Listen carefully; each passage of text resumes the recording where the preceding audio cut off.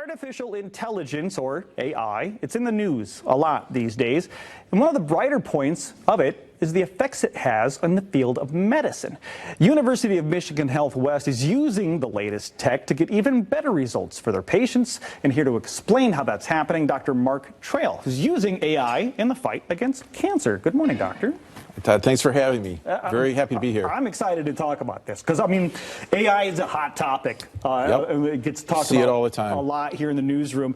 Is AI, the concern is that sometimes people think robots are going to be doing the surgery. This is going to replace my surgeon. This is more complementary, right? It's a co-pilot. It's not an autopilot. Good. So we don't ever use it autonomously.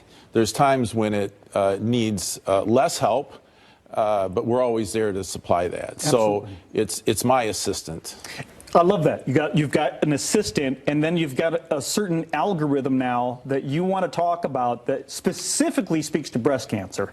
Correct. Profound, is that what it's called? Correct. It's Profound Risk. It's from iCAD Medical. It's been out for a few years now. We were actually one of the first sites in the country to have it for the detection algorithm, and they also have a risk algorithm now, which is very exciting, which can actually predict the risk the patient has for getting cancer in a short interval, actually down to 12 months. Wow.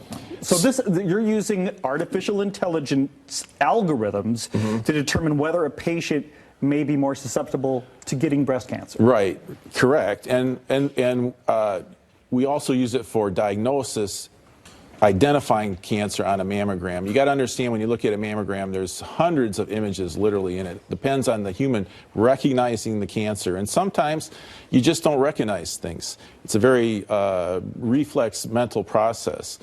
10 to 30% of cancers are missed on the screening mammogram. So not recognizing cancer happens a lot more than people might realize. Now, a lot of the time the cancers are slow growing, so it might not have that big of an impact. But it's totally in the AI wheelhouse to be able to look at a mammogram and literally draw a circle around the cancer and tell me, hey, look here, I think this is a cancer. And I have had multiple small cancers that have been shown to me by the algorithm that hopefully I would have seen, maybe not. So it's an insurance policy that I'm doing the best job I can.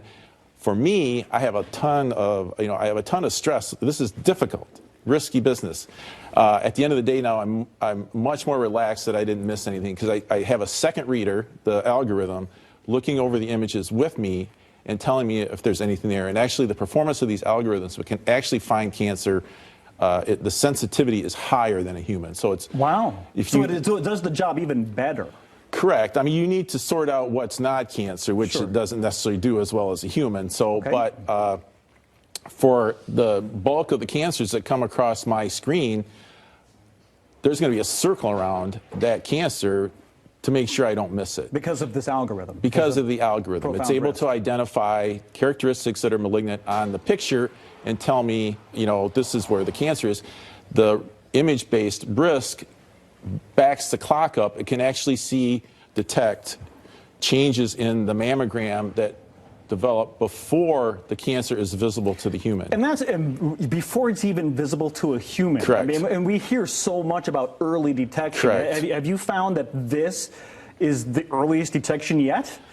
Well, you can't really call it a detection, but because there's not really something to point at yet. Sure. But the algorithm, it gives you a number for the risk. This is all math, and it's very consistent, it's very reproducible, it's very reliable. And so if you get a high number from the risk algorithm, which looks at the image, the chances that in the next 12 months that patient develops a cancer are much higher. And this gives you the opportunity to alert that patient for that early detection. Because Absolutely. Early detection it's all about early detection, especially in younger patients who tend to get the more aggressive cancers. These are also the young working moms who really don't have time, any day.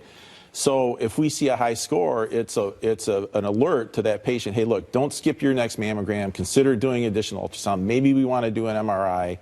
So most breast cancers don't have a family history. Everybody's familiar with how that works, and genetics is a big part of this, but that's only 15% of the cancers. So the vast majority, 85%, don't have a genetic background to tip the patient off that they're at high risk. We can look at a mammogram and tell that patient that there are changes developing here that we have seen in patients that go on to develop cancer in the short term, so they can take the actions that they need to get the detection early. And that really is a key to it's everything. Saving lives. Yeah, it's everything. And the message too I want women to realize is this is out there. It's been researched. It's solid. Every paper that comes out shows that this works. Its adoption is kind of moving a bit slower than I would like to see, in part because women don't know about it. It's new, and you know, insurance companies don't reimburse it at this point. Well, we've got short on time. We want to make sure we get this information out. But the key, what you're saying is women, you need to know I want this. women, yeah. My main message today is that this is out there. It's why we've been doing it for 4 years. This is nothing new for us. It's available. It can really make a difference, and you should ask for it, advocate for it, and use it. Yeah, absolutely, and you can get more information about it at uofmhealthwest.org. Thank you so much for that. Thank you. Absolutely. Appreciate it.